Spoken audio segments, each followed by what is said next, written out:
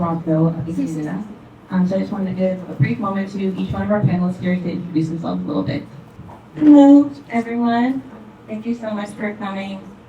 My name is Carmen. I'm a mother of 4 children, and I've been an activist for a long time. I would say since I was little, and I'm raising my kids to be little revolutionary holders as well. Hello, everybody. My name is Jade, and I would say that seeing the genocide in Palestine is what really radicalized me, and it was what turned me into an activist. So this is still a recent development for me, but it motivated me to visit UCLA and CSULA. So I went to talk about that. Hi everyone, my name is Juice, and thank you everyone for coming.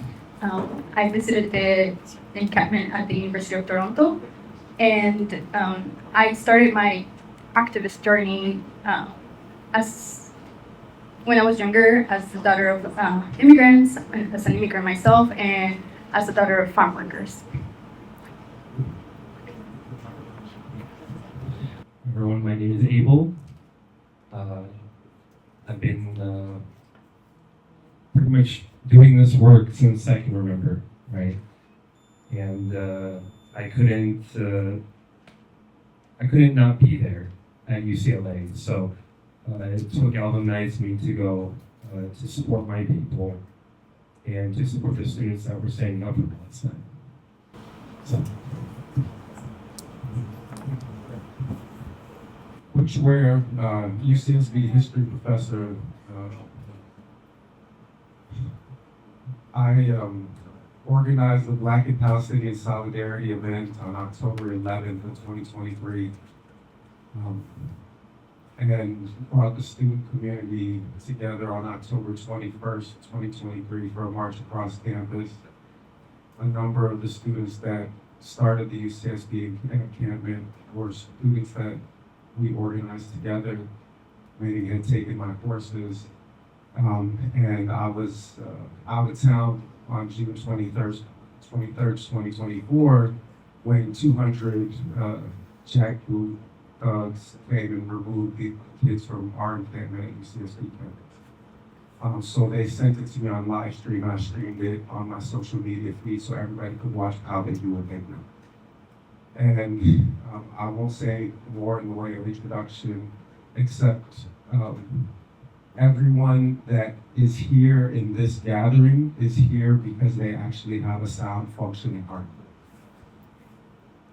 If you can continue to sit by while this genocide and these heinous crimes, and you are not motivated to take some kind of action, to come to some kind of gathering, then like there literally is something wrong with the organ between your two shoulders.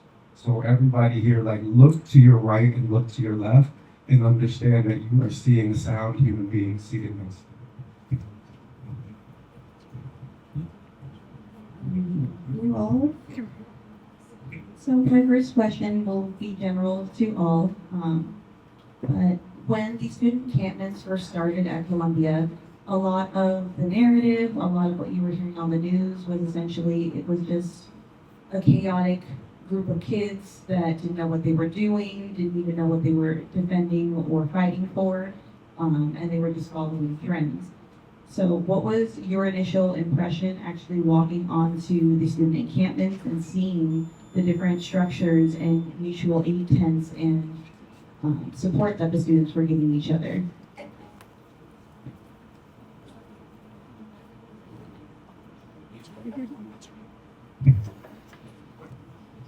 So 2 weeks before we ended up going to UCLA to visit the encampments there, I had just gotten out of almost a week of being in solitary confinement in Largo jail here.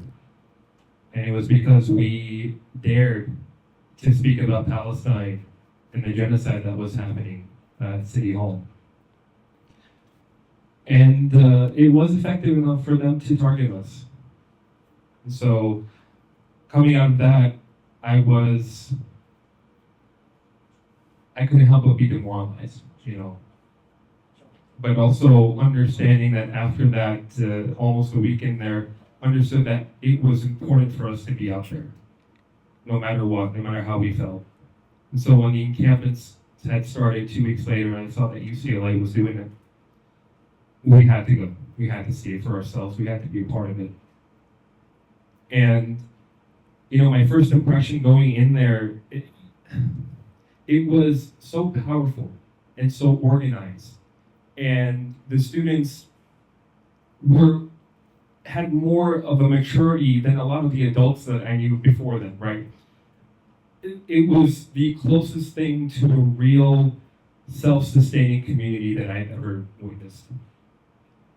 The camaraderie and the closeness, despite a lot of them not really knowing each other, there was a moment where they all felt like, they were part of something bigger, right? They were a unit. So, despite getting to just know one another, we were almost like family. We were brothers and sisters in arms, comrades in arms, essentially. So.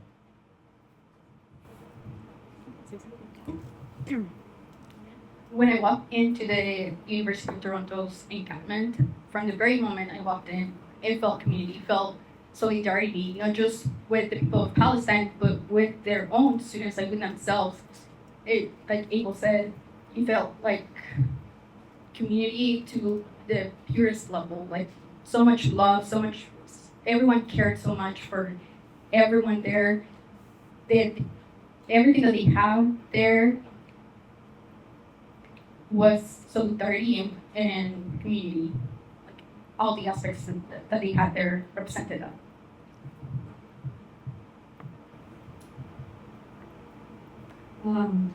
My experience first stepping onto the encampment, it felt like I literally had to stop myself from crying because it was a community that I could only imagine, like in my dreams, and to see it happening in real life and to see it being built by, students that are like 19, 20 years old.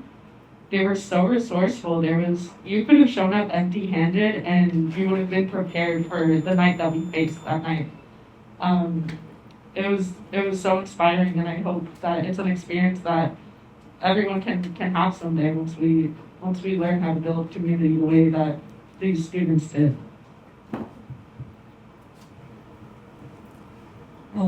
For me, the encampment gave me hope of what the world would look like when we worked together. We were all strangers there, like fighting for liberation. The feeling of the encampment itself was like ecstatic. It was like vibrating, like you felt it through your whole body when you walked in there. People were donating everything you can possibly need, from the medical supplies, food, they had books. If you got there and you didn't know what to do, you just ask how you can help and someone will give you something to do. And it was probably the most amazing form of living in a community with absolute strangers, and you felt so safe and like we all had each other's backs, and it was really beautiful to be there.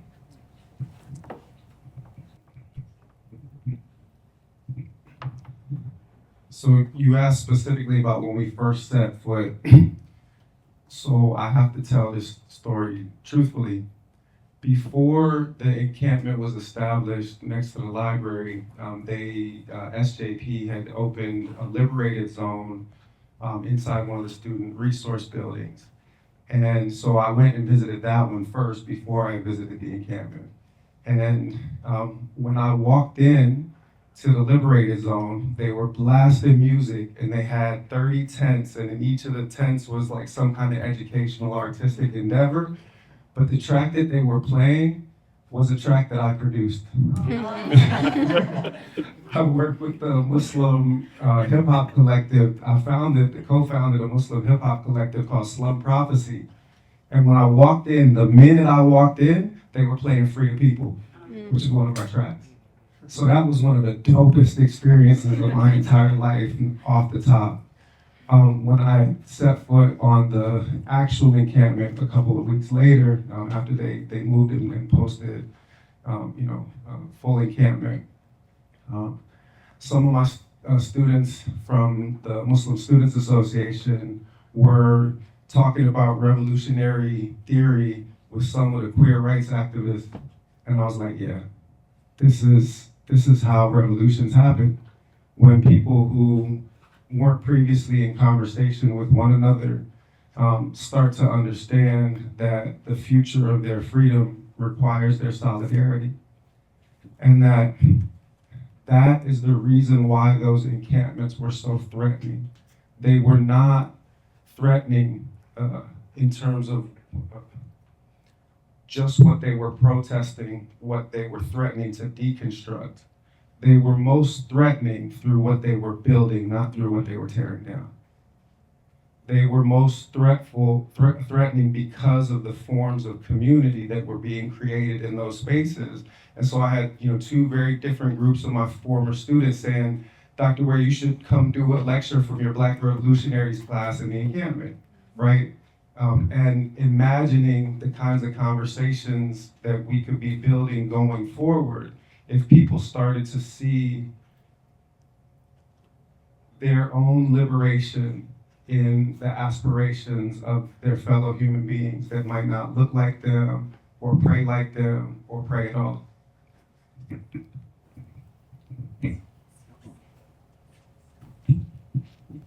Great, thank you. And the next question will be for Dr. Ware. As a longtime educator and activist yourself, you were at the encampments for support mostly, but being there, were you educated in any way, or did you learn anything from the next generation of revolutionaries coming up? I've learned everything from the next generation of revolutionaries coming up. I mean, the first thing that I'll just say is that, and I told them this, is that this generation is just built different. This generation is built different. When I was talking anti-capitalism 20 years ago in my first university job, no, because everybody thought that they had, a job opportunity. There was a pot of gold at the end of that rainbow, and maybe 10% of the kids could hear it. Now, 65%, and they're, quoting, third world Marxists back at me, teaching. No, seriously. Similarly, and this is important, right?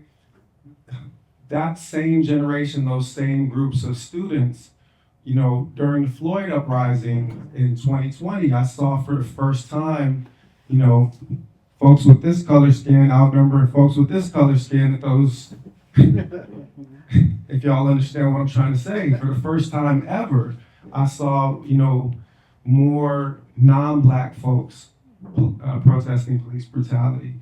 And we've all seen that this generation has unplugged from a lot of the narratives that they have been force-fed about Zionism, about imperialism. And so, yeah, I mean, there hasn't been a moment through any of this journey where I wasn't being educated by the youth. And as soon as I stopped listening, put me in the ground.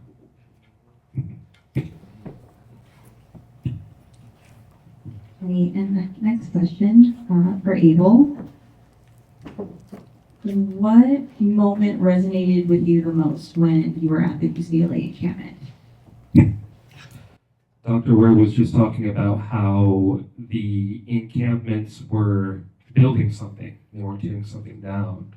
And I always say this all the time to people when I talk about my experience there. I think the most defining thing about the encampments was the way it brought people together that typically don't talk to one another. And that doesn't have to be within different communities, it can be within the same community, right? Especially in the Muslim community, when we're divided in sects, you have Sunnis and Shias, right? And as a person who grew up in Dearborn, was raised in Dearborn, Michigan, I had never experienced something like that. So basically it came time for Maghrib prayer. and we were standing in our rows, and I noticed that the person next to me was Shia, and the person on my left was Sunni. And I'm thinking to myself, like, this is it. This is what a real ummah would look like if we managed to try to, set aside our insignificant differences and come together to protect one another, right? And so that moment stayed with me it's going to stay with me forever, so. Thank you. For next questions for you. So you have been very active within your own community. You were also able to visit the University of Toronto, and you traveled around a little bit since then as well. Was there anything different that you saw the students doing specifically at the Toronto encampments that would be helpful to bring back to your community at home? Well, they were doing so much. Some of the things that they were doing were teachings, workshops, open forums of discussions, shared meals. Like when I went, it was like their visiting hours. I was only there for a few hours, and students were making meals for everyone else. Like they had everything there. They had quiet spaces where people could pray or just debrief of everything that was going on, talk to one another, share what they're feeling and how they're feeling. They really made efforts to make everyone feel included and safe. And it was also a reminder that resistance is more than just protesting and more than just speaking out. But that resistance is also caring for one another, and doing the resistance is just showing love to one another, being there for one another, being in community and doing mutual aid. And I think what I want to replicate in my community is that kind of love, that kind of care for the community, for the ones that are around you, and also bring political education. I think that was something really big from the encampments. And I feel like that's what we need more, and you all being here, that's also part of it. And yeah, that's something that we bring to my community. Thank you so much. Alrighty, and then for Jade, my next question. So generally, the student encampments all had the same message: disclose, divest, we will not stop, we will not rest. However, most students, or at least most people here, went to just one of those encampments. You were fortunate enough to go to two of them. You went to UCLA and CSULA. And there were different levels of escalation at both. So my question is, how did that change the dynamic and the culture between UCLA that was more targeted versus CSULA that didn't have as much of that opposition show up? Yeah, the climate at CSULA for the time that I was there was a lot calmer, and it was a lot smaller. But I noticed it did not seem like there was any shortage in resources or, in people mobilizing. I think if anything, it gave us the time to sit and be like, hey, like, what are we doing moving forward? We were able to have community discussions about what the future of the encampment was.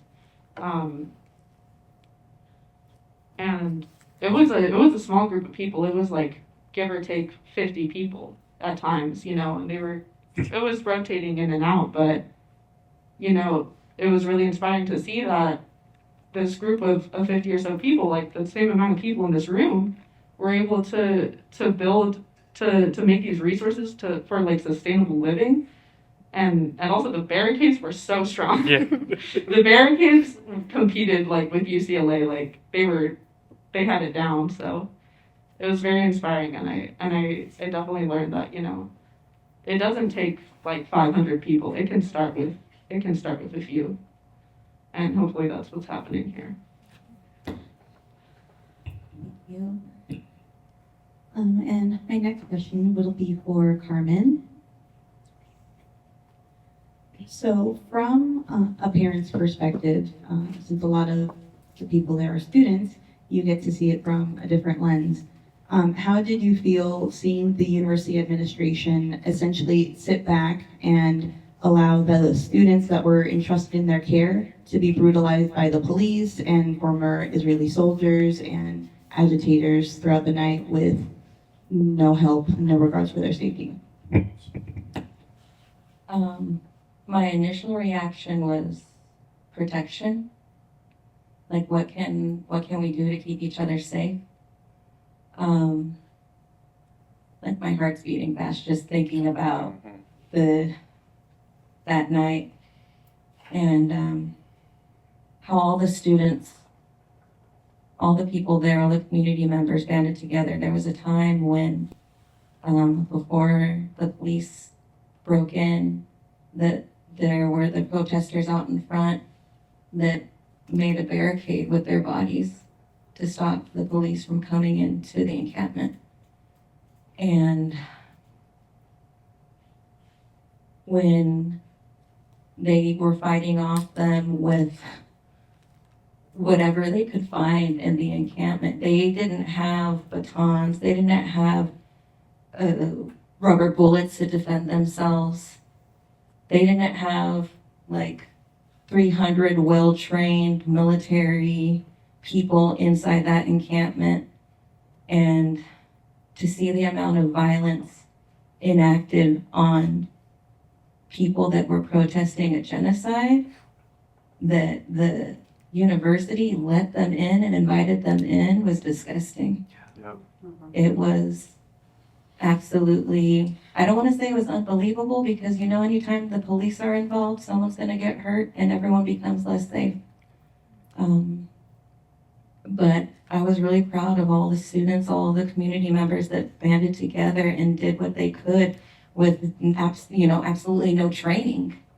And I feel like a lot of it is like inherent knowledge and people coming together and working together. And, they did their best to fight off the police, the CHP, the university police.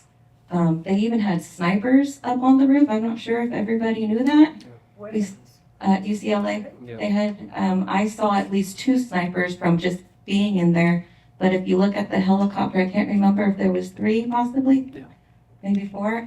But yeah, and even the fact that there were snipers on that campus for protesters protesting a genocide was absolutely disgusting, but not surprising, because that's what we live in a police state. So I was really proud of the students for all the work that they did and getting along together and moving and cooperating.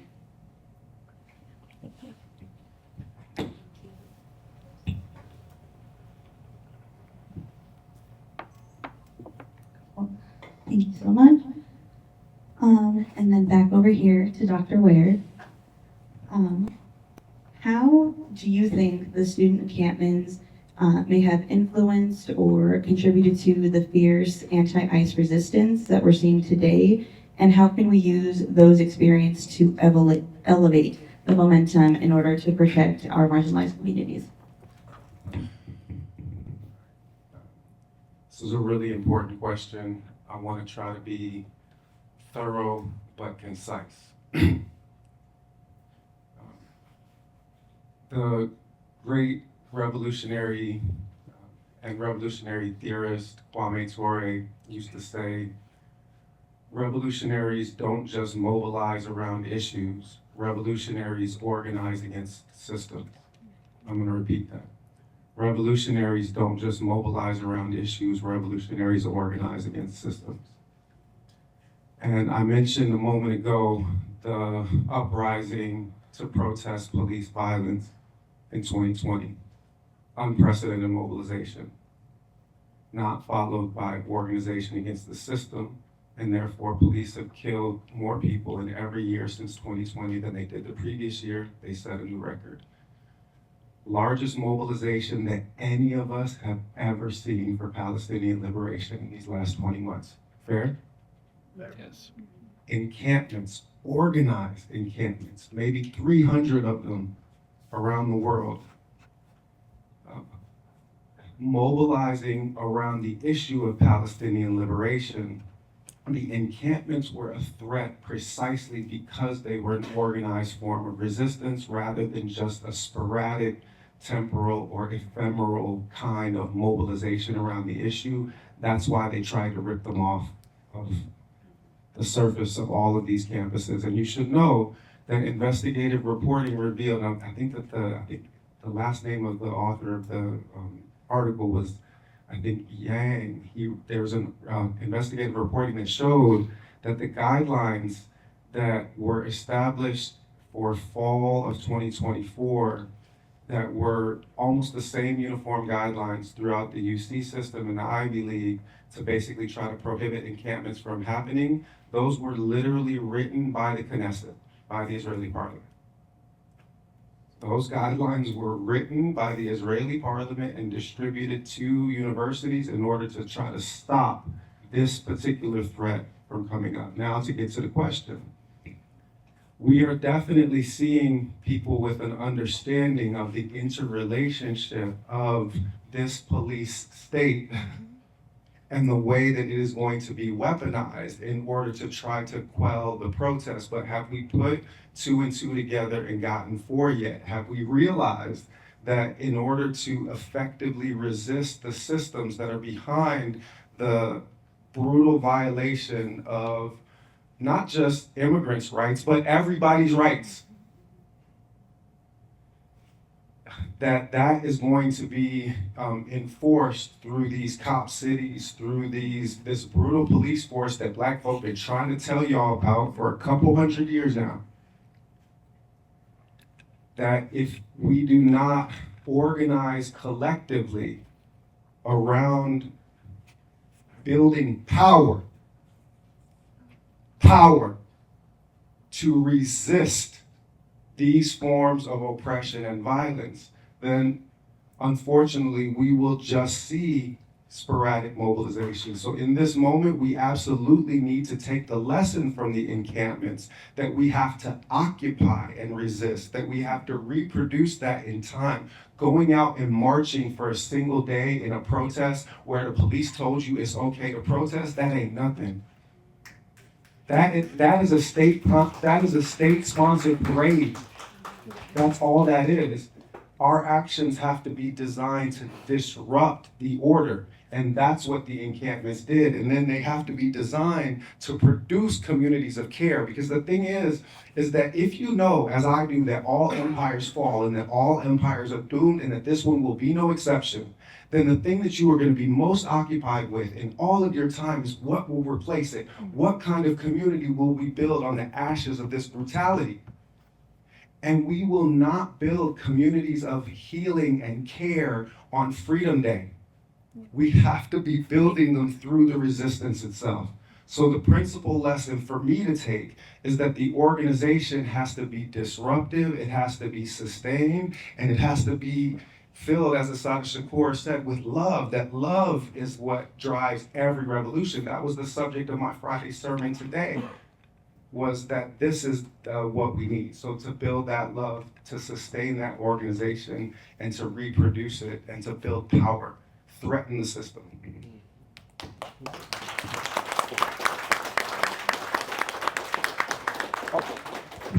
Sorry, I forgot one thing that I had to say.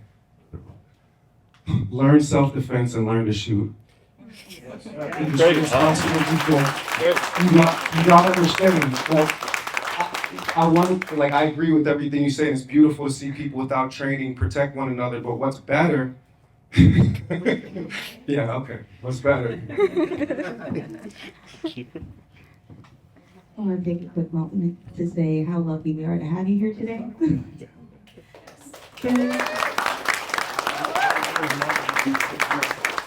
There's not a lot of vocal community leaders in this community that we can look up to that are brave enough to say the things that you say. So thank you so much. Well, thank you, everyone. Can we please thank Dr. Ware for his So moving on here to Abel. Okay, so you were at the UCLA encampment the night of the Zionist attack. And this isn't even our government. It's not even them sending in the troops. It's not even structured, oppression. That was a conglomeration of Zionists funded by the Zionist entity, funded by Jerry Seinfeld,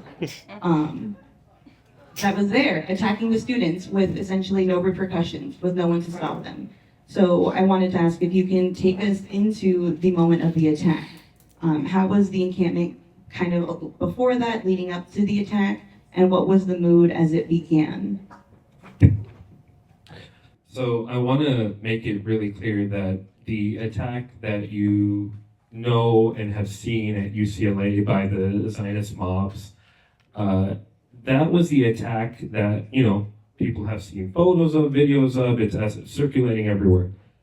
I was there the night before when there was another Zionist attack that a lot of people don't talk about. And, when I was asked the question, like, what did you feel when you came into the encampment? Community, it was great, right? But you also saw, right on the other side of the encampment, a huge jumbotron funded by Jerry Seinfeld that was looping Zionist propaganda over and over again on blast, right? And mind you, the campus, right? UCLA allowed that. They said that was fine, right? So to take you back to that night, it was surprisingly calm, right? There was a couple, people, shouting things and whatnot. But, inside the encampment, it was quiet. People were either sleeping, you can hear whispers. People were even put on in their tents. It was almost like one of the nights in Ramadan when we typically will spend at a mosque, right? It felt like that, right? And then suddenly we heard shouting from a distance on the other side of the encampment. And all I heard was, "Get out of your tents, get out of your tents," right? It was just incessant from different students. And you could hear one student saying it, and then three, and then five, and then immediately the entire encampment was out of their tents. And the quickness of people kind of just quiet, sleeping, immediately to, getting shields, getting barricades, getting themselves ready to fight, right? It was inspiring to see, but at that moment, we also were aware that something was going to happen because the nights before, you could tell it was escalating, right? Immediately the night before that, Zionists literally threw diseased mice into the encampment, right? So that was something we had to deal with upon arriving and trying to see what was going on with that. But, we could tell that it was getting more and more organized. It was going from harassment to coordinated attacks. And this was the first night that we could tell that something was different. And later on we would find out that there were actually former IOF soldiers in the midst of those mobs that were kind of coordinating it with them.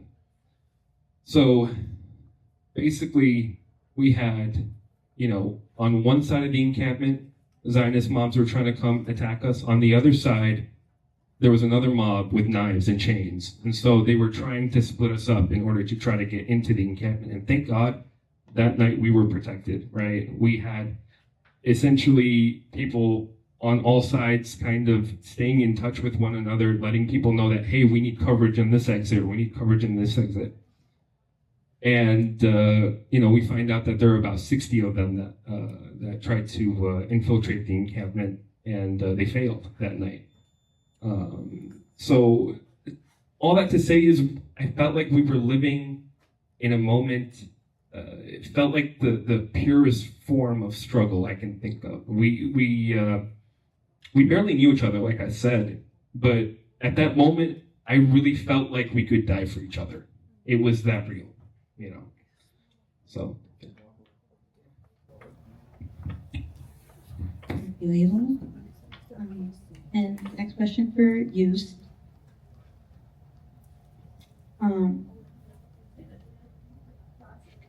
I feel like one sentiment that has been echoed by almost all of us here at one point or another is that we feel like we're in this fight alone.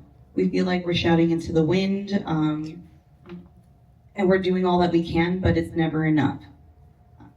You were fortunate enough to see that level of community and solidarity, not only here in our communities, but also across borders. What does that feel like to get to actually experience that community from different places versus just feeling like you're doing it here by yourself? Well, first, I want to acknowledge that I also felt like that before. Like, there's nothing I could do. But really going there and seeing the community that they had built, the everything that they've been working on, really showed me that this kind of solidarity and love and care for one another goes beyond borders. And that's just very, very powerful because, yes, you might care about your neighbors, you might care about the people in your community, but caring about people who are far away from you, it's totally different. And then also seeing how, like, we have been facing so much, like, so much here in Bakersfield just for speaking up. And sometimes it feels like nothing's gonna change. Bakersfield's not gonna change. People are not gonna learn. Like they don't want to learn. They don't want to change. They don't want to question themselves. It's you're speaking to a void, and like nothing's gonna change. And it sometimes feels very disheartening. But going over there and seeing that this movement is beyond borders. This movement is a global movement that I learned so much that I can replicate here, and we're all connected, despite the borders, despite what the media tells us. We are human, we're connected, and this is bigger than oneself. And like when you're feeling like you can't do anything, just begin by learning about all the issues that are happening, about the genocide that is going on. Just start by learning. It's tough, it's stressful, it feels horrible to feel like you can't do anything, but there's a lot that you can do. Use that rage that you have and mobilize. Begin to organize mutual aid funds or like work with your neighbors. Make sure that you work with your community here and also learn about what's going on in the world, what's going on in Palestine, what's going on with our immigrant communities right now. Like, build the community that you want to see and use that rage that you have to build that. And just want to say that the students showed me that everything we're working, everything that we're doing here in Bakersfield, what they're doing over there, what they're doing everywhere in the world, they're just connected. It's the global intifada, and yeah, yeah.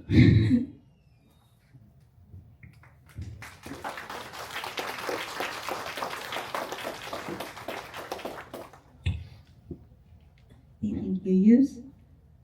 And Jade, you were there at the encampment for not the Zionist attack, but for the police attack that came afterwards. And being in that kind of a situation, like I feel like it's one thing to be attacked by opposing communities. It's one thing to be attacked by people that just want to come onto campus and brutalize the students. But it's another thing to be attacked by the police that specifically were sent there by the universities.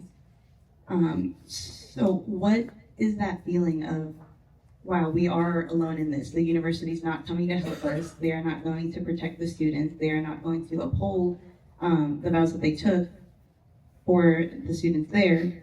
And also now seeing to the extent at which the universities are willing to go and the police are willing to go against essentially children, teenagers, students, young 20-year-olds.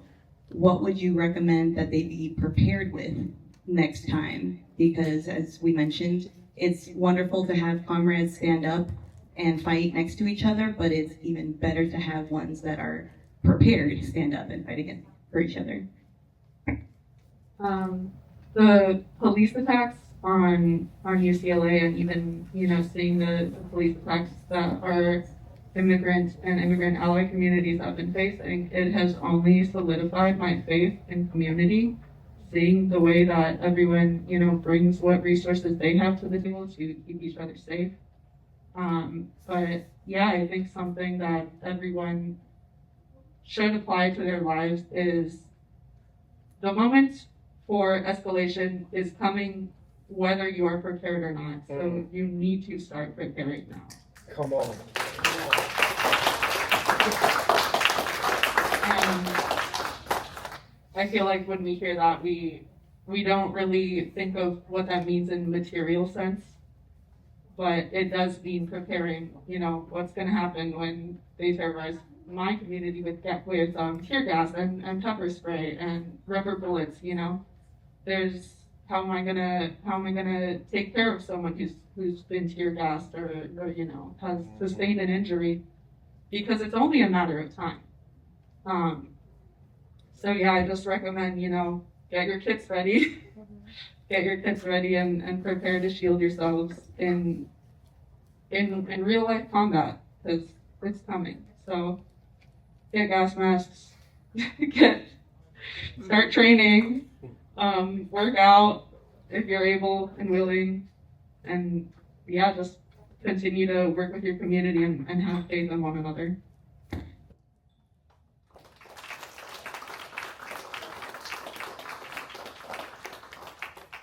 Thank you. And now to Carmen.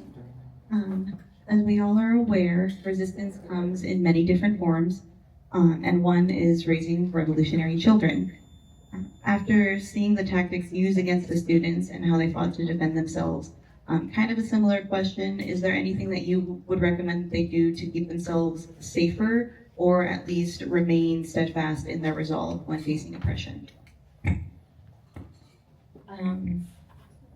I always tell my kids to question me as a mother, because I'm not always right.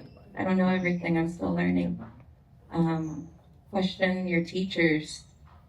Have conversations with your family members, your friends. I know it's hard to have conversations when you're a teenager and you got other stuff going on, whether you're in high school or middle school.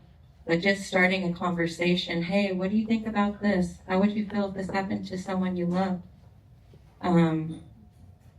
Also, if you can get them with some sort of self-defense. I know my kids took jujitsu, and so they can take care of themselves if they needed to. Also, how important it is to have community care and mutual aid. Even something as simple as like when you're going out and you got extra food, you see someone on the side of the street, you just already have that bag ready for them.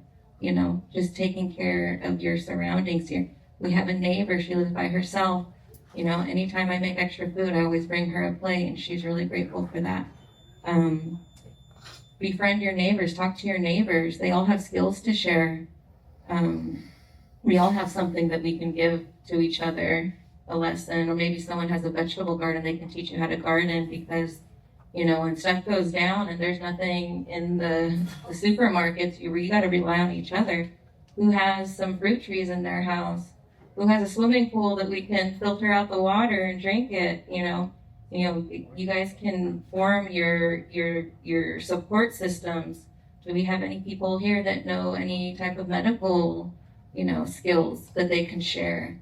Other things, keep your community safe by always filming the police. Always film. Always film them. Even when you don't think, no, anytime you see them and you're there, you take out your camera, you don't say anything. You don't need to tell them anything. Everybody knows that you don't talk to the police.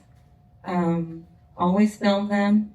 We got to look out for each other, and remain silent if you're detained. And if you see ICE or Border Patrol in town, make sure when you record them, you tell what street you're at, what time it is, how many, is it Border Patrol, is it ICE, what car are they driving, and you send that out to your local rapid response. You send it to anybody that can help out, and get the person's name if you can. We have red cards here, so, you know, we can help out our community members that are being terrorized right now. We got to look out for each other, and, you know, speak up when you see an injustice. Even if you're in school, speak up. Teachers aren't always right, you know. They say things that they shouldn't. They do things that they shouldn't. Speak up. Record them too. I'm really proud of my kids. You know, they've done a lot of activism themselves just by existing in Bakersfield, and they've all been supported. They've all been supported here by ULF, especially. You know, that I'm really grateful for them for making a safe space for my children, and to have good role models of people who stick up for each other, people who stick up for strangers. And I just want to say that another world is possible, and it's up to us to make it that way.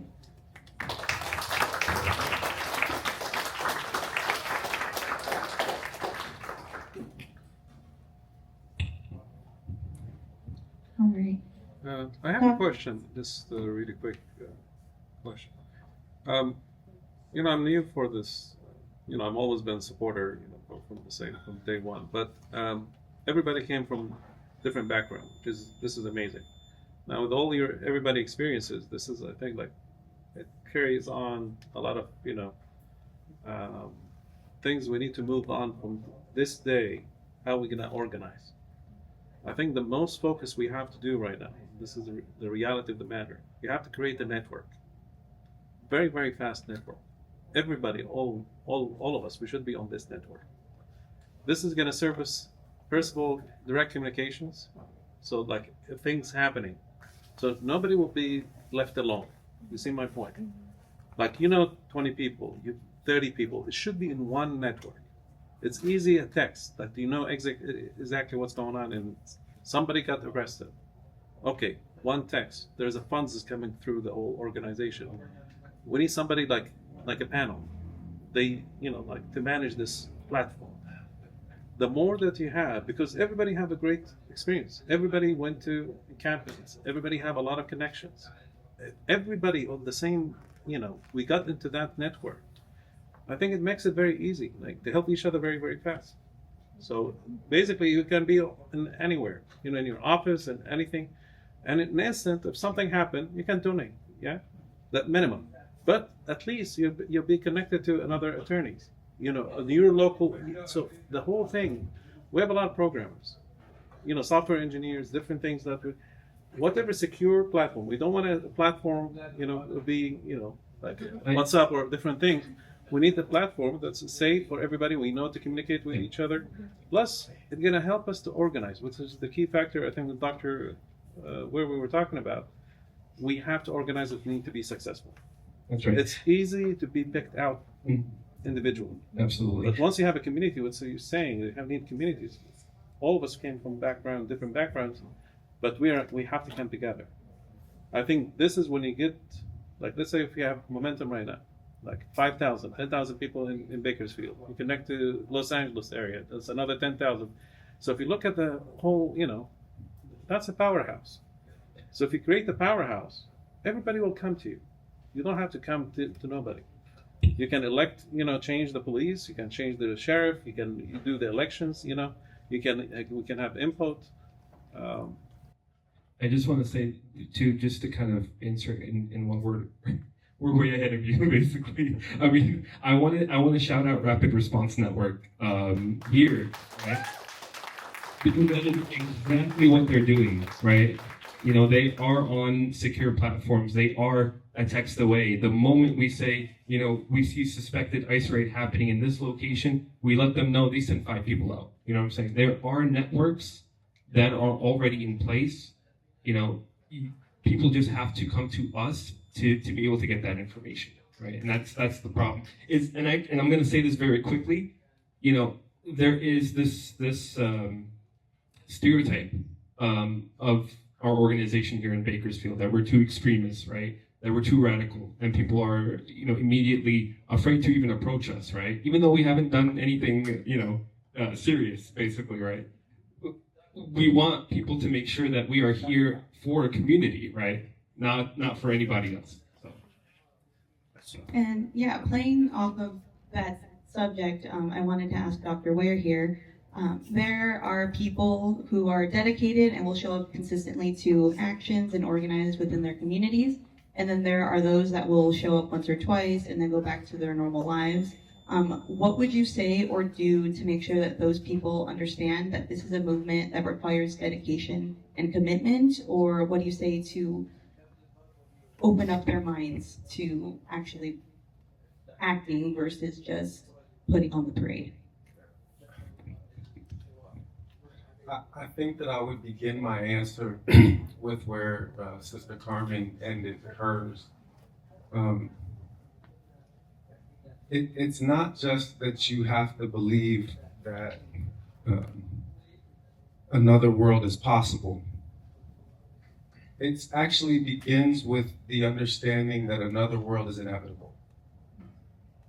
That across all of our faiths and philosophies, there's this postulate which every faith and philosophy has put in front of us, which is that all empires fall. It's a universal truth. The problem is that many of us don't believe it.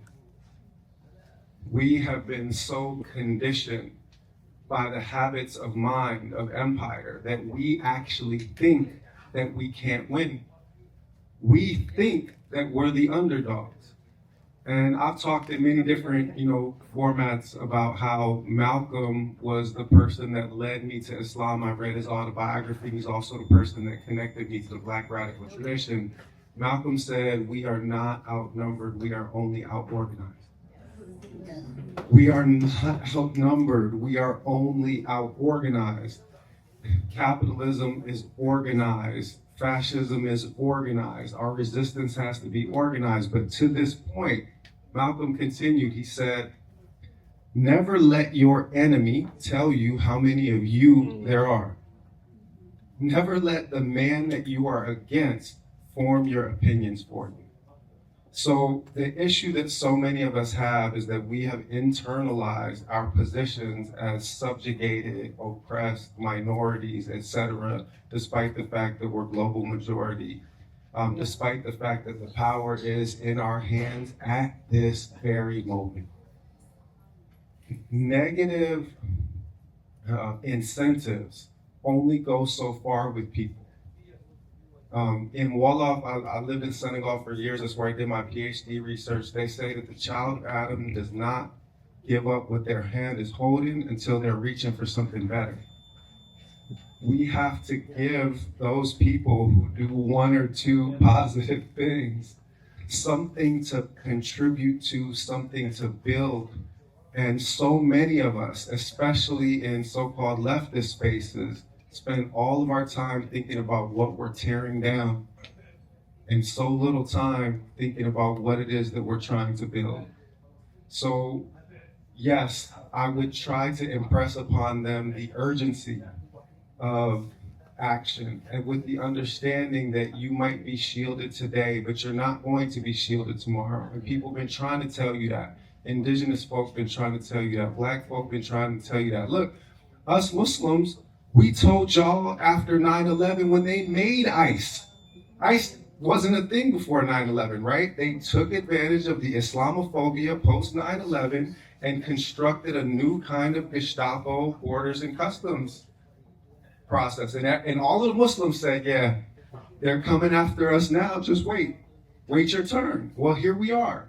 So the point is yes, you can try to trigger people's self-defense instincts. You can try to get them to tear down the system, getting them to build something that they can see themselves in. That is where victory comes from, because hope is the more powerful. Love is more powerful than hatred. So one thing that I would try to encourage everybody in these kind of gatherings, Huey P. Newton said, "We do not turn away people with harsh language. Even when somebody comes with the most bourgeois approach, you talk to them civilly." Malcolm, said, "Do not be quick to condemn. You did not always know what you know today." So find ways and it can be tough dealing with the libs, I'm not gonna lie. I never said this was gonna be easy. I never said this was gonna be easy.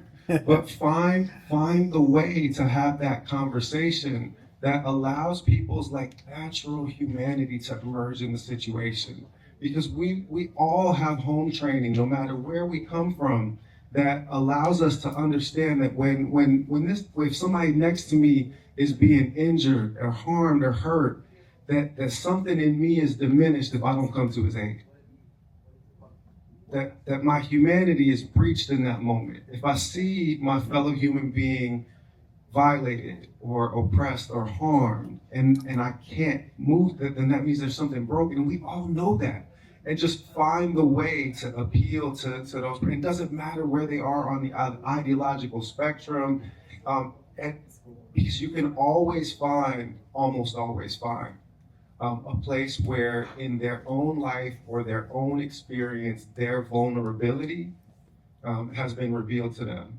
And if you can appeal to that basic humanity and revive like a dead heart, you'll have a fellow soldier before you know it. I mean, how many people in this room didn't know the first thing about Palestinian liberation before October 7th? Do you see? So like awaken the hearts and like teach the people with a good word. Not always, you get more flies with honey than you get with vinegar, like we used to say back home. And I did have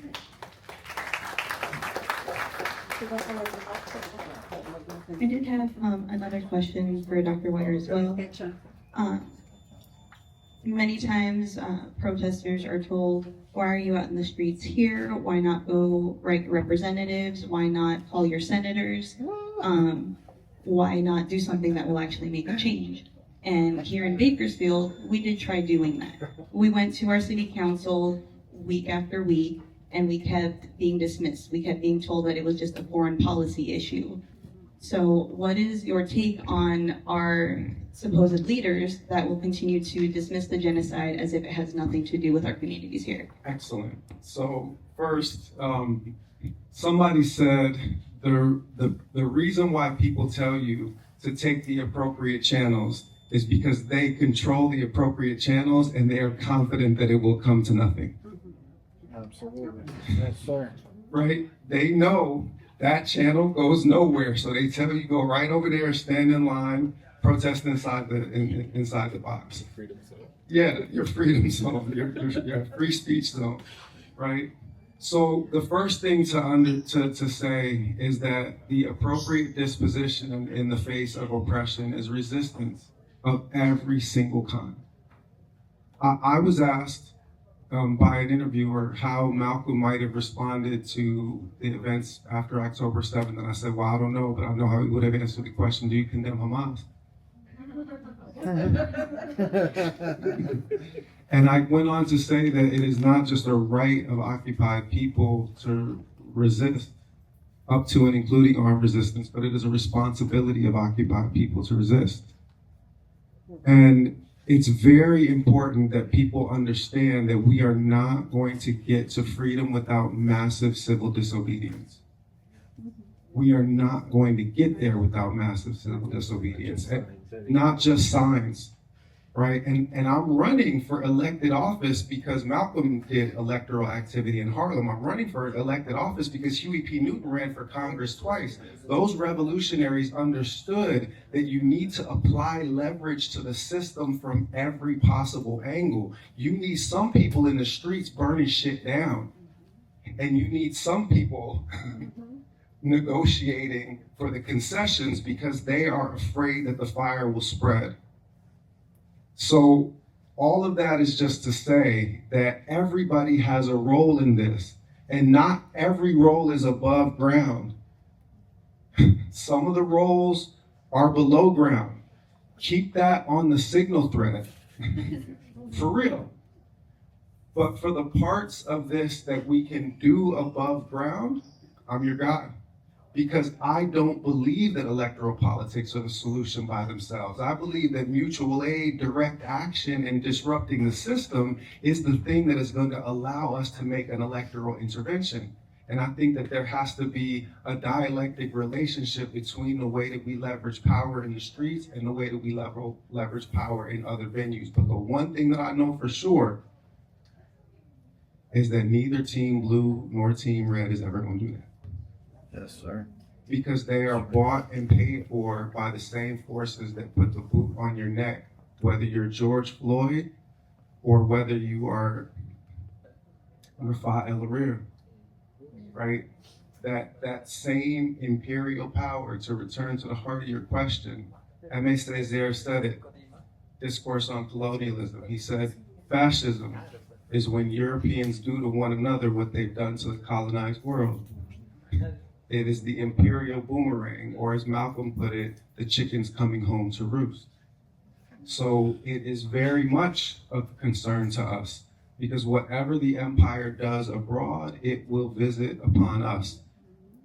And if the people that send you through those channels don't respond through those appropriate channels of communication, hey, you gotta do what you gotta do. Yes, sir.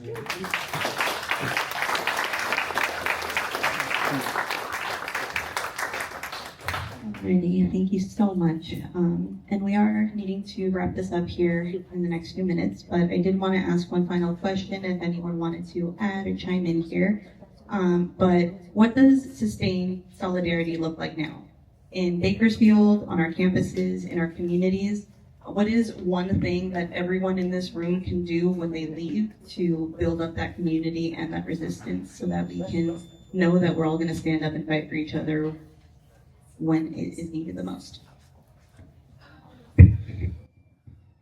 So that's a loaded question. That's a lot. But I can say that, from what we saw at the encampments, we can wrap it up this way. No police, no security is going to help us when the time comes, right? Voting for the next sheriff, for the next police commissioner, that's not going to do anything either. It's the same system. Whether it's federal, state, local, police is police, right? Police is police. So, the other thing that the encampments really taught us was that we didn't need them. We had each other. The people that tell us, oh, well, if the police could, if my house is getting, robbed, right? Or my car is getting broken into, who am I going to call, right? You're going to call one another. You're going to get your neighbor. What are the police going to do? Personal story real quick. My car got broken into, right? And whoever broke into the car stole one of my big speakers, right? I didn't call the police, right? I called my friends. I let them know, hey, I got broken into. I need support, right? And that's when mutual aid came in. That's when people started helping out. They were like, what can I do to support you on that? That's the real thing. Cops aren't going to do anything, right? So, in more ways than one, the encampments showed us a better world, right? I'm going to reiterate this. We can't be shy about needing to understand how to defend ourselves, right? Yeah, know how to use a gun. Stop being shy about it. Know how to use a gun, right? The time will come when you need it to defend yourself, right? Those in power in this empire, like I said, they're not going to save us, because every time, we come together, they try to find every single way to rip us apart. And when those methods don't work, they rip us apart by force, by violent force, right? And so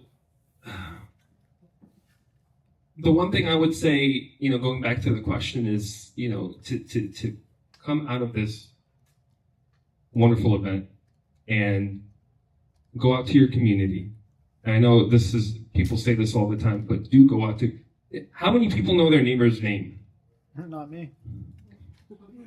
Right, half the room doesn't, and that's the issue, right? The half that does, perfect. You know your neighbor's name, you can go to them when you need something, but the other half, what happens, right?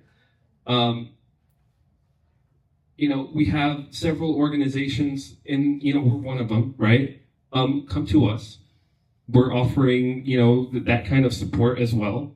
And the last thing is when you get into trying to be part of the community and fighting for something that you believe in, you have to be prepared to sacrifice. That is something that I had to learn, right? And a lot of us had to learn, actually, to sacrifice, the meaning of real sacrifice, not just, losing, a day's worth of pay because you had to call off work. I mean, losing your job for a year because you decided to say one thing about Palestine in front of city council.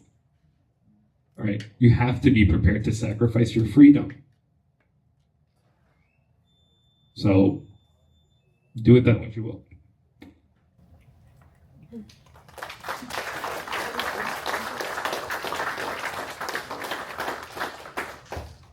Anyone else like to chime in? Any last thoughts or advice? We have 3 questions here. So with the cards, we ended up running out of time. I'm so sorry, guys. But I did have an idea. I will still be collecting them. And if you are either in our Telegram or you follow us on our Instagram, we're gonna post answers to some of those questions on the Telegram. Quick question. Some of the questions are in Spanish. Would you like us to translate, or would you? Can you trans? We have Spanish. We have Okay. Spanish. All right. We're good. Cool. Thank you. Thank you. Oh, we're good to keep going a little bit? Oh, Okay, well, wonderful then. Do you have some of those questions? Yeah. Me? Sure. Or does anyone else have? Yeah, they gave us one from. Yeah, another community question. Okay, which one was yours? The top one? Spanish. Yeah. Yeah.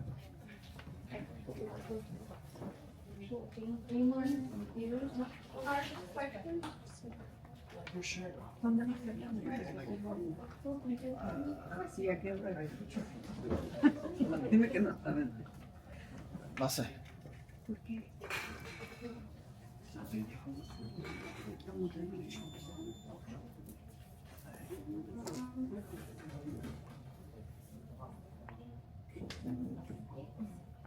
Okay. Oh. Okay, so one of the questions here, I'll ask it in Spanish first because that's how it was written. ¿Qué pasó con los estudiantes que fueron expulsados de las universidades y qué pasó con sus carreras universitarias? So essentially, what happened with the students that were expelled, and what does their future look like with their careers now that they've had their diplomas taken away, they've had their names tarnished? Would anyone like to elaborate on that? I'll just If y'all can. those students essentially have been offered as human sacrifices on the altar of the false idol of white supremacy. Their futures were things that these institutions were happy to sacrifice. We saw not just the Ivy League institutions, Columbia, Penn, and Harvard, falling over themselves to bootlick Zionists, but we saw the University of California system doing the same. And it is our responsibility to continue to fight for all of the people who took those risks and made those sacrifices. I was, talking to some community members. One just spoke a moment ago who was providing employment opportunity for one of the activists that got fired from her job in big tech because of her Palestinian advocacy. Myself, as a tenured professor at UCSB, I know that no matter how much they might want to fire my black ass, they're afraid to do it because tenure is designed to protect political speech, and they're firing adjunct faculty and lecturers left and right, assistant professors not getting positions renewed. So then it becomes my obligation, because I have a certain amount of protection from that, to push the limit as far as possible. So the obligation that we have to all of the people who have made those sacrifices. You know, they might not have done a week in solitary like our brother Abel here, but they did lay down, portions of futures and aspirations that they hope for. That produces a binding moral obligation on every single person in this room to find the exact edge, the very limit of how they can leverage whatever positions of privilege and access that they have and take it right up to the edge of what you can do. That's the way that you can honor the sacrifices that others have made, is by literally leveraging every single opportunity in your life for collective liberation. And if you hesitate in that, remember Hind Rajab and having 355 tank rounds put into a car that's 10 feet away. Understand that this is 5 centuries of white supremacist genocidal oppression that has been on our necks. And if we take action now, we can end it. Stop being so damn scared. Them kids were not scared, and you do not have the right to be scared. We do not have the right to remain silent when these atrocities are committed and in our names and with our dollars. Thank you so much. And I just want to add a quick thing, for real. When I said be prepared to lose everything, I mean it. Because if you care about Palestine and you care about global solidarity and liberation, that sacrifice is nothing. You're going to still feel okay. Because you're doing the right thing. You know you are. Right? When I was in between walls for however many days, right? All I thought of was, I know I did the right thing. I'm here wrongfully, right? I didn't do anything wrong. I did the right thing. And I kept that with me. I kept that feeling with me until today, and I'll keep that feeling with me until I die.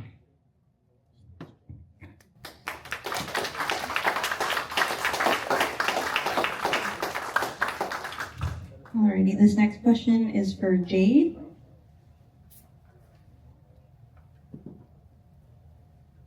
So this question says, what was the role and accommodations for the disabled community within the encampments?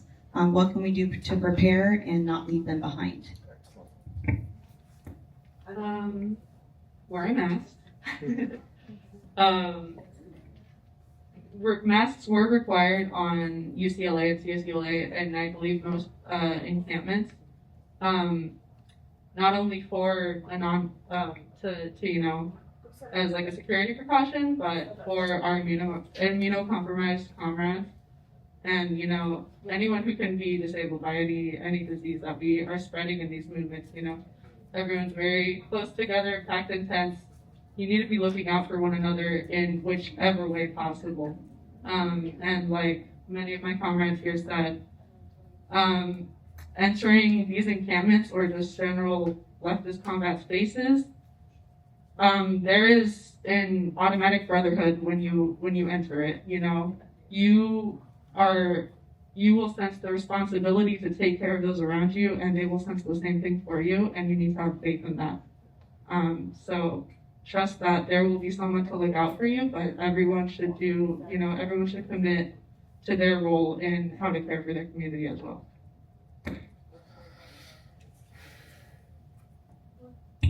And I have one that's open to all the panelists. From what you witnessed, were there any de-escalating or de-arrest tactics that were particularly effective?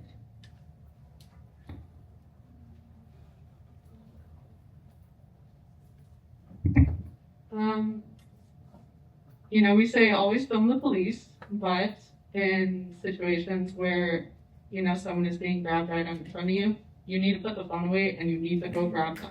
Come on.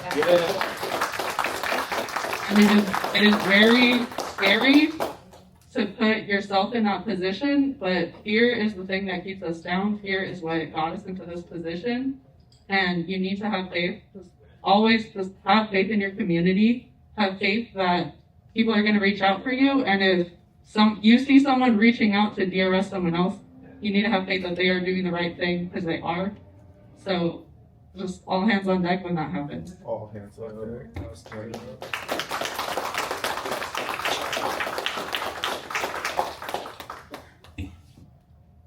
This question is for Dr. Ware. And this person is asking, is there a movement among the faculty members nationwide to prepare for future rounds of struggle? Or is there a solid group of faculty members that students can turn to, since from what we've seen, there's been a lot of opposition coming from the universities? This is a real sore spot for me because the feckless, cowardly response of my tenured faculty member colleagues is one of the most frustrating things to me of this last 21 months of genocide. People that have the protection of tenure not leveraging those positions, and I'm not going to name any particular organizations' names, but having a poetry night will be the most that some of these faculty for Palestine are going to do. And it's disheartening, but it's not surprising when you understand that North American universities are bastions of liberalism, and liberalism is an aspect of imperialism and white supremacy. That's just the reality of the situation. And I told my students that we have failed them as faculty member. I'm including myself in that. I've done things, but I haven't done enough. And I reminded them that if you are a student at a North American university in this day and age, you are a trainee on the Death Star. Behave accordingly. Because these are training grounds. There's a direct pipeline from UCSB's campus to the Raytheon facility a mile away. They come and recruit our STEM students right off of that campus and into the war machine. UCSB is still the only campus that does not have any kind of binding divestment resolution of any kind, because they too deep in the pot. The regents, their souls are folded on tiny little pieces of paper and stuffed deep into the pockets of Lockheed Martin, Boeing, General Dynamics, and Raytheon, their own. So sadly, I have not seen, and man, some of the voices, like the key academic voices that we heard speaking out loudly at the beginning of this genocide, we don't hear from them much anymore. I'm not naming any names, but certain folks are just not willing to risk anything when it comes to those positions and those academic institutions. And it's a shame, and I wish that there was a better answer to that question. The last thing that I'll just say, and I've had this in my notes for the whole night, and I feel like this is the last question. How come nobody in that documentary could pronounce the word intifada? How come? Infitados. No, listen, they were literally straight up talking about making frittatas, as far as I could confuse. They were like, is infritada an anti-Semitic statement? Sorry, I just had to get that out of it, get that out. But the last thing I'll say in response to this question is that these are universities, Columbia University, that shielded and laundered slave owner wealth. Yes, sir. Go read Ebony and Ivy, right? A detailed depiction of how the Ivy League institutions, profited from and managed slavery, washed funds, etc. Columbia University harbored Nazis, and it has harbored Zion-Nazis. These are institutions that are part of the mechanism of imperialism.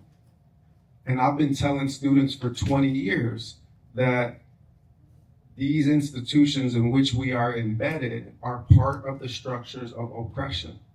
If you participate in them, then you must, as a moral obligation, attempt to subvert them from within. If you approach them as neutral spaces that are just a place where you can acquire knowledge or credentialing, then you are engaged in immoral activity.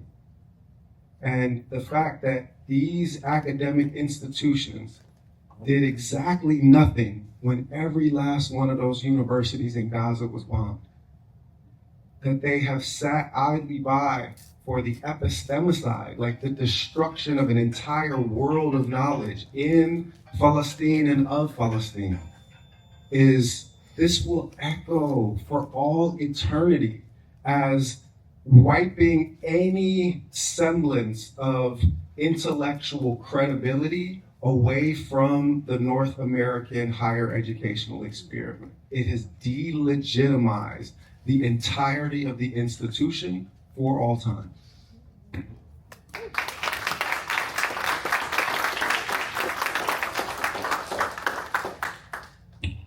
And there is one here for our ULFP community, the community organizers, organizers of the encampment. So essentially, any of us up here.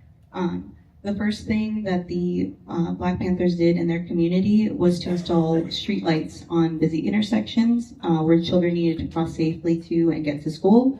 Then they started feeding those kids with the People's Breakfast Program, then health clinics, then keeping their community safe from the pigs who terrorize them. What will be our streetlight? Come on with it. Who wrote that? Raise your hand if you wrote that. Come on, man. Come on. Yeah. You are our street light. The street light is every one of you.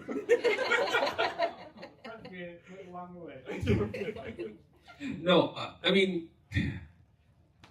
reflecting on, you know, the year and a half or so of us being an organization, right?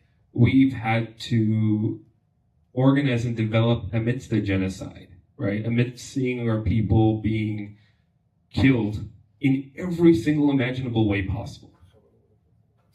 Every single imaginable, like there was this very, like, it's the worst thing. Like, we would have an event on a Friday and, you know, we'd be like, okay, we got this caravan for Palestine. We shut down the streets. We did this, and this, right? And then we go home and we see a whole massacre happen.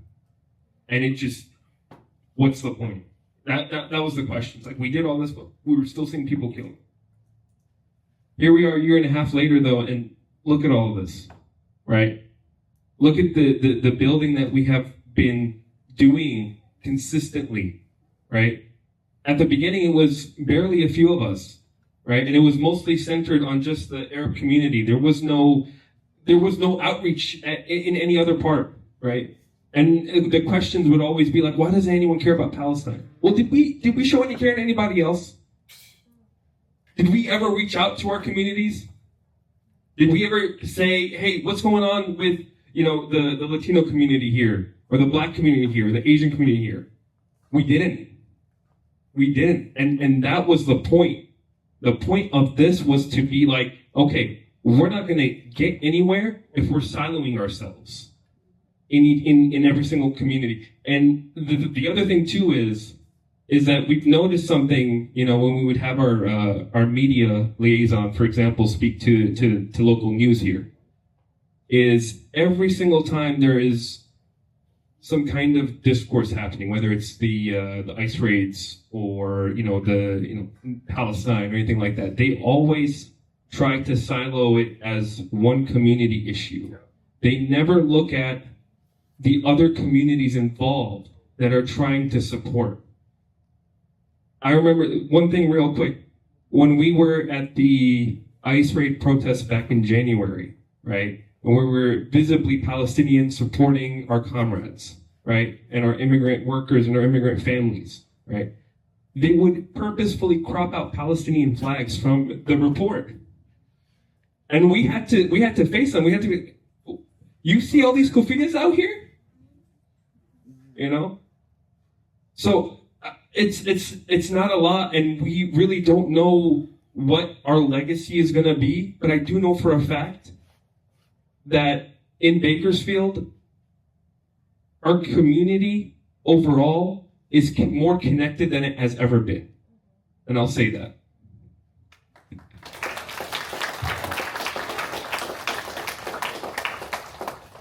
And to that, I do want to add a little anecdote just to show really how much we have grown as a community and how we are breaking those barriers. During those ICE raids back in January, we had people from the community distributing mutual aid, you know, groceries, household things that were needed to make sure that the community members that weren't able to get them themselves were cared for. And one of our Muslim brothers went to a Latino home to go drop off groceries, and they didn't even interact with each other. They just saw our Muslim brother through the window, and then later commented and said, wow, like, why are they helping us?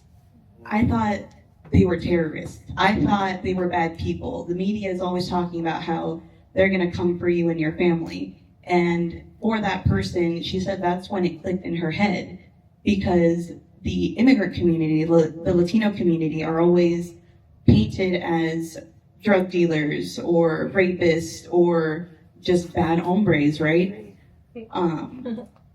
But knowing her own community, she knew that that's not what they were like. And then finally seeing a Muslim brother also caring for the community, regardless of the culture, regardless of the language barriers, that's when she realized, oh, we're all in this together. We are all being oppressed. We are all being slandered by the same systems to be against each other when we could be helping each other. So as you know, my comrade here said, we don't know what our legacy is gonna be yet. For now, it is breaking the barriers between communities and between cultures, but we're not done yet.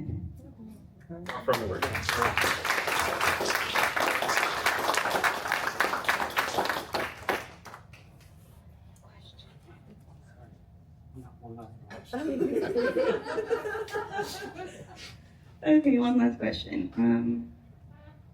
It's from the same poet? Same poet over here. It says the question to why we protest. Wait, hold on. You should read it. All right, give me like half a second to read this script. Come up and read it. Do you want to ask it? Yeah. Yeah, it's illegible, sorry. Well, I asked the last one last so I could decipher it first. Time to code. Essentially, often you're faced with disingenuous questions of why we speak out in communities like Bakersfield, as capitals like Geo Group and Core Civic are planning more migrant detention centers in Curry County, in the county line between Vandenberg, Edwards, military bases of the Blowden military, and violent local law enforcement, presence trained by the IOF. What do you have to say to those types of people, those types of questions? I know I'm visiting, but I guess. First time in Bakersfield, but I'm gonna take this one anyway. Yes, sir. Yes, sir. Yes, sir.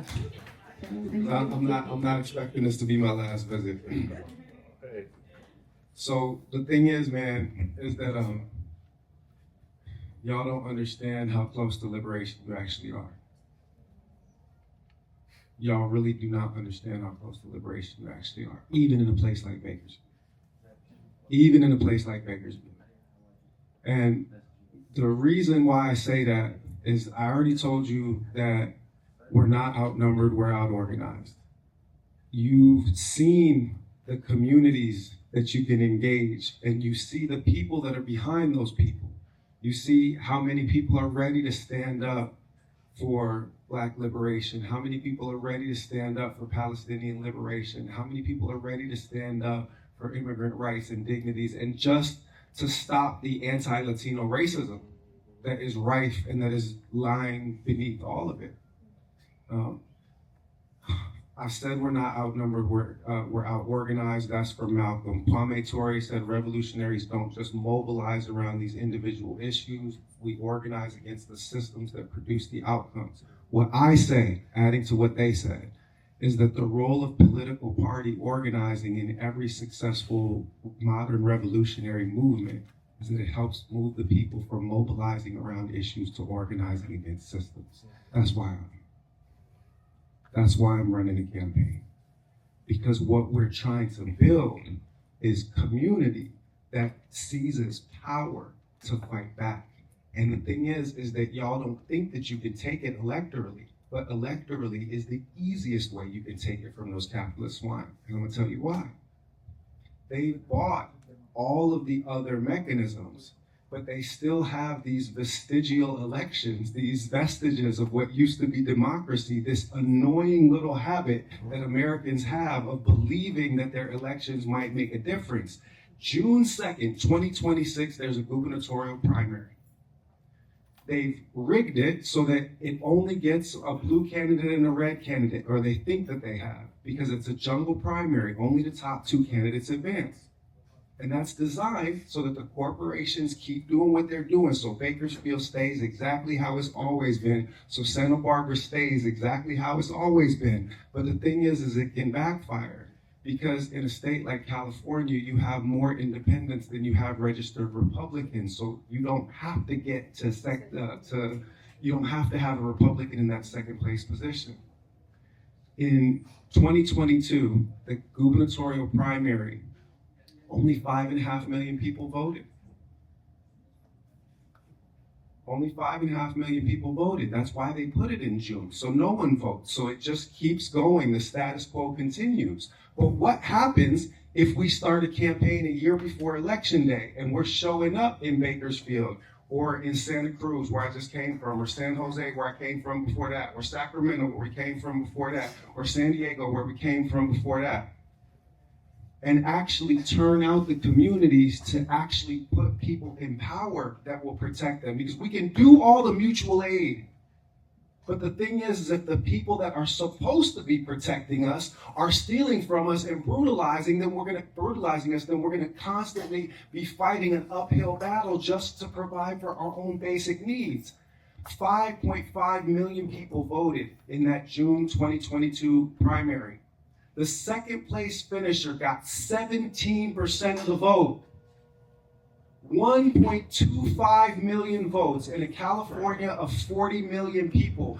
Get me 1.5 million votes on June 2nd of 2026, and I will break the duopoly forever. Because whoever that Democrat is going to have to deal with me on a debate stage between June and November, and they will not be able to hide from these bars.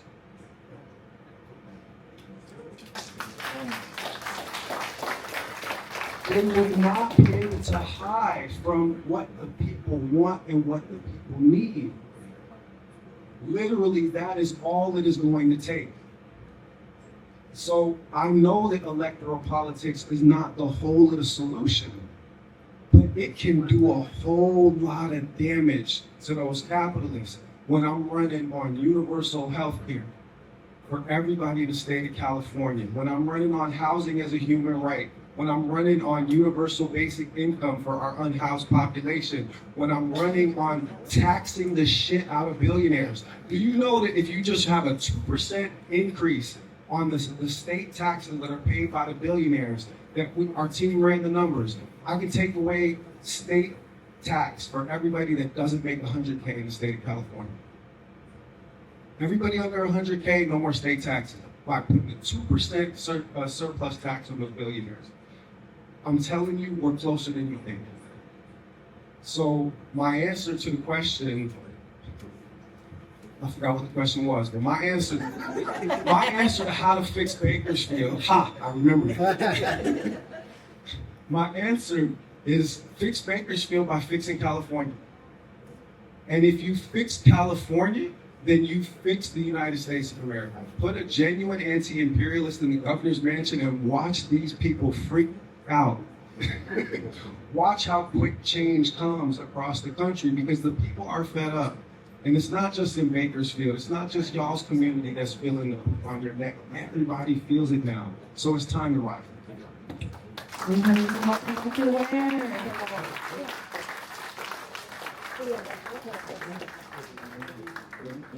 Thank you so much for your time today. I know it is very valuable, and we appreciate it so much that you came here to the Imperial Four of California to come educate us. So thank you so much for your time today. Thank you to all of our panelists here. Everything that you do, excellent job. The information that you have shared today has been invaluable, and I hope every single one of us takes a piece of that with us today into our lives moving forward so that we can all become the global intifada.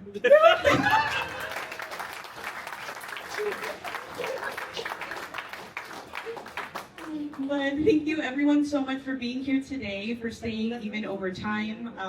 Thank you for being engaged and all of your questions. Many of the events that we set up would not be what it is without the community support, without your engagement. So thank you so much. It's very important to have you guys here. Please feel free to reach out to any one of us before you leave if you want to get more information on our organization, if you want to be added to the Telegram. Please also check out our website, unitedliberationfront.com. We have our resources there as well as our socials. If you do feel inclined to do so, we have our Venmo on there as well if you would like to contribute to the org so that we can continue having these events for the community and help with sustaining mutual aid when needed. And lastly, I wanted to say, free, free Palestine! Free, free Palestine! Free, free, free Palestine! Free, free, free Palestine! From the river to the sea! From the river to the sea! Palestine will be free! Palestine will be free! Lil Maya, Lil Maya! Lil Maya! Palestine Arabia! Palestine Arabia! Del río hasta el mar!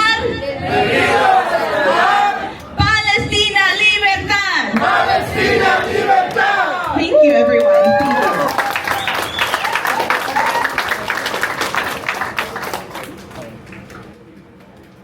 Thank you. Oh, and also, sorry.